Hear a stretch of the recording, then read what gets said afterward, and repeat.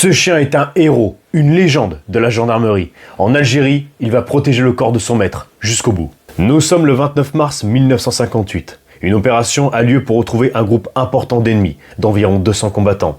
Toutes les troupes du secteur sont immédiatement alertées, dont un chien et son maître, de la brigade de la gendarmerie de Mondovi.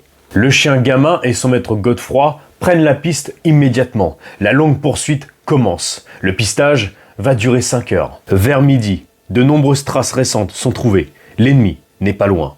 Les renforts arrivent, dont une compagnie entière du 1er régiment étranger de parachutistes qui prend en compte la protection du gendarme Godefroy et de son chien. Le maquis devient très dense. Le gendarme, le Moghazni et le chien prennent environ une trentaine de mètres en avant des légionnaires. Cette distance est énorme dans cet environnement. Dans cet environnement, l'ennemi peut surgir à tout moment. Soudain, une rafale d'armes automatiques atteint le gendarme et le Moghazni. Le chien Gamin est grièvement blessé par balle, à la tête et au poitrail, mais il s'élance et neutralise son agresseur. Puis il se traîne jusqu'au corps de son maître, lui lèche le visage et s'allonge près de lui, le protégeant. Le combat s'engage rapidement entre les rebelles et les légionnaires. Après 2 heures de combat, les légionnaires sont maîtres du terrain. 150 ennemis sont hors de combat. Les légionnaires alertés s'approchent pour aider Gamin et son maître.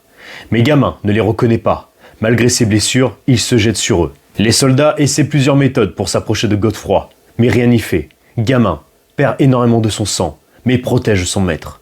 C'est après un véritable corps à corps que le chien est maîtrisé. Il faudra alors 6 hommes et une toile de tente pour le maîtriser et récupérer le corps du gendarme. Gamin est évacué par hélicoptère et transporté ensuite à l'hôpital vétérinaire de Milsimo. Le 30 mars, on apprend que l'opération a réussi. Le chien est sauvé. Le 27 décembre 1958, au chenil de Beni-Messou, un carré d'honneur est formé. Gamin est alors le premier chien à être décoré de la médaille de la gendarmerie nationale.